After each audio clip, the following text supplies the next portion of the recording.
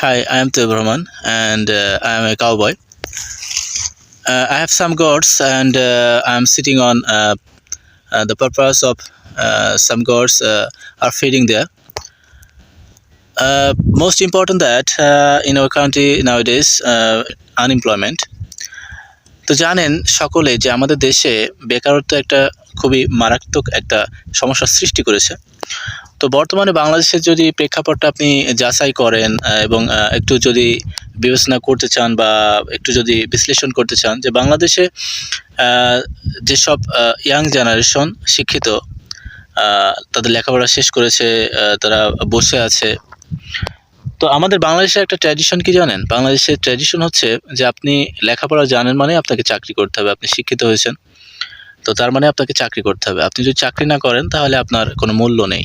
মানুষ আপনাকে নিয়ে কথা বলবে, বিভিন্ন রকম হাসি তামাশা করবে।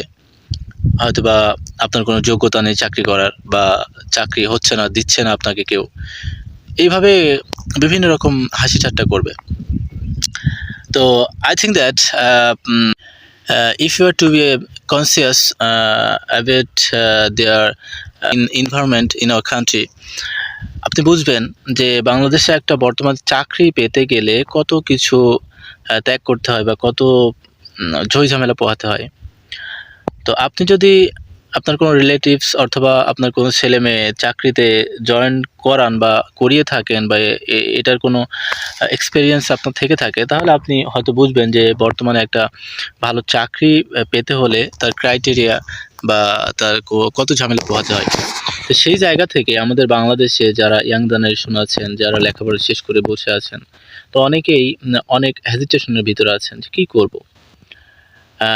এবং অনেকে মনে করছেন যে চাকরি না পেলে তো আমার দ্বারা আর কিছু হবে না মনে হয়, বা কী করার আছে। তো দেখেন, চাকরি ছাড়াও আমাদের অনেক কিছু করার আছে, যেটা চাকরি থেকেও আপনাকে অনেক ভালো প্রফিট দিবে।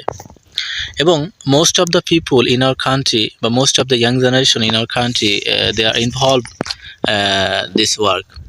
আপনি কি জানেন? আমাদের দেশের অনেক যুব সমাজ অনেকেই বিভিন্ন কাজের সাথে ইনভলভ। কেউ হয়তো অনলাইনে কাজ করছেন, কেউ হয়তো বা বিভিন্ন ধরনের ফার্মিং করছেন, যেমন পোলট্রি, তারপরে ছাগলের ফার্ম, গরুর ফার্ম, বিভিন্ন ধরনের ফার্ম আছে বাংলাদেশে, এবং সেগুলো কিন্তু তারা অপারেট করছে এবং সেখান থেকে কিছু আয় জেনারেট করছে। তো আপনি চাইলেও, আপনার যদি সদিচ্ছা থেকে থাকে, তাহলে হয়তো আপনিও পারবেন। তো এর জন্য অনেকে বলবেন যে হয়তোবা পুঁজি লাগতে পারে বা পুঁজি লাগবে বড় একটা অ্যামাউন্টের। আমার বয়স এখন 35। তো I have finished my study 2015 in masters. তো তখন থেকে ইচ্ছা ছিল যে হয়তোবা চাকরি বাকরি করবো, ইনশাআল্লাহ ভালো একটা কেরিয়ার হবে। তো যে কোনো কারণে হয়তোবা চাকরি হয়নি বা নিজে করি নাই, বিভিন্ন ধরনের একটা ক্রাইটেরিয়ার ভিতর দিয়ে আজকের এই পজিশন। আজকে আমি একজন কৃষক, এবং বর্তমানে আমি রাখাল পরিচয় দিলাম এই কারণেই যে আমার কিছু ছাগল আছে এবং সেগুলো চড়াচ্ছি আমি, এবং সেখানে বসে কিন্তু কথাবার্তা বলছি যে এই যে ছাগলগুলো যদি দেখেন খাচ্ছে। তো অনেকেই ভাবেন যে আমি যদি ছাগলের ফার্ম করি বা ছাগল মাঠে চড়াই, তাহলে আমার হয়তো বা মূল্যায়ন থাকবে না, সমাজের মানুষ আমাকে নিয়ে হাসাহাসি করবে, বিভিন্ন ধরনের তুচ্ছ-তাচ্ছিল্য করবে। আমি লেখাপড়া জানা মানুষ, আমার মান সম্মান হ্যাম্পারিং হবে। তো তাদের জন্য একটা কথাই বলবো ভাই, যে আপনার পকেটে যদি টাকা না থাকে, তাহলে বিভিন্ন মানুষ আপনাকে নিয়ে কথা বলবে, আপনার পুরুষত্ব নষ্ট হবে। পুরুষত্বের যে মূল সংজ্ঞাটা, সেটা হচ্ছে টাকা ভাই। একটা মেয়ের যেমন স্বামী ছাড়া তার পরিচয় হয় না, ঠিক পুরুষ মানুষের টাকা ছাড়া তার কোনো পরিচয় হয় না। তো যারা এই সিচুয়েশনে আছে, বেকারত্বের যে অভিশাপের ভিতরে আছে, তারাই বুঝবে যে আসলে তাদের what is the meaning of life, তাদের জীবনের মানেটা কী, তারাই বোঝে। তো এই জন্যই বলছি যে একমাত্র চাকরির আশায় না থেকে আপনি যদি নিজে কিছু করার চেষ্টা করেন, ওন সলভিং, নিজে কিছু করার চেষ্টা করেন, নিজে কিছু করবেন বলে ভাবছেন বা নিজের উন্নতির জন্য নিজে আরও 10টা মানুষের জন্য কর্মসংস্থান করতে পারেন, সেই লক্ষ্যে যদি কাজ করতে চান তাহলে কিন্তু এখন থেকে শুরু করতে পারেন। হয়তোবা আপনার 10,000, 20,000 বা 50,000 টাকা পুঁজি আছে, তো সেখান থেকে কিন্তু আপনি চাইলে বিভিন্ন ধরনের ব্যবসা আছে ভাই। আমরা তো অনেকেই মনে করি 20-50,000 টাকায় কী ব্যবসা হতে পারে? চায়ের দোকান, অথবা ঝালমুড়ি বিক্রি, অথবা পেঁয়াজু বিক্রি। এই যে ব্যবসাকে আমরা ছোট করি অনেক সময়। অল্প টাকা অল্প পুঁজির ব্যবসা তো অনেকে আমরা হাসাহাসি করি যে রাস্তায় বসে বা রাস্তায় দাঁড়িয়ে এই ব্যবসাগুলো করব, মান-সম্মান থাকবে।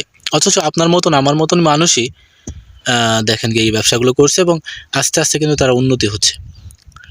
তো কথা হচ্ছে আপনার জীবনের উন্নতি বিভিন্নভাবে হতে পারে। তো একমাত্র যে আপনাকে চাকরি-বাকরি করতে হবে বা কোটটাই পরেই চাকরি-বাকরি করতে হবে বা এভাবে বেড়াতে হবে, তা না হলে আপনার মান-সম্মান থাকবে না। এই ধারণাটা না, সম্পূর্ণই ভুল ভাই।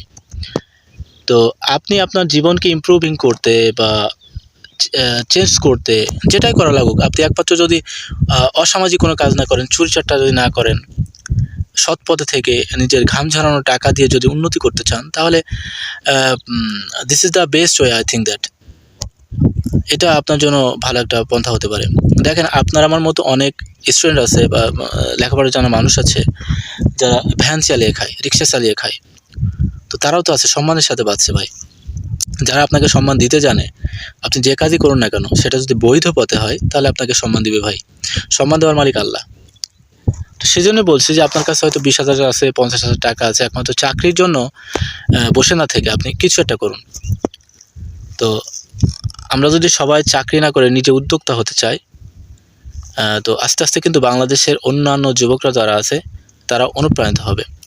তো আস্তে, আস্তে দেখবেন যে চাকরির যে কম্পিটিশন সেটা কিন্তু আস্তে, আস্তে কমে আসবে এবং আমাদের বাংলাদেশে একটা সময় এই বেকারত্ব ঘুচে যাবে এবং একটা সময় গিয়ে সবাই কিন্তু স্বাবলম্বী হতে পারবে। তো এইজন্য বলছি যে চাকরির যদি প্রত্যাশা থাকে, একমাত্র চাকরি করবেন। তাহলে আপনার বাবার যদি টাকা পয়সা থাকে বা আপনার যদি মেধা সেরকম থাকে, 100 জনে 1 জন বা 1000 জনে 1 জন, তাহলে আপনি চাকরির জন্য প্রত্যাশা করতেই পারেন। কিন্তু আমার মতো যারা লো ক্লাস স্টুডেন্ট, যাদের ক লিখতে গিয়ে কলম ভাঙে, তো আমার মতন যারা, তারা কিন্তু অন্য চিন্তাভাবনা করতে পারেন। I think that this is the better way. Why not? You are changing your life. Why not you try to change our life, betterment your life? I think that you understood that. If you take it my suggestion, I think that you will work hard for your improving life, for your changing your situation, changing your position. তো দেখা হবে, কথা হবে অন্য ভিডিওতে ভাই ব্রাদাররা। তো এতক্ষণ আমার সাথে থাকার জন্য অসংখ্য ধন্যবাদ। আসসালামু আলাইকুম।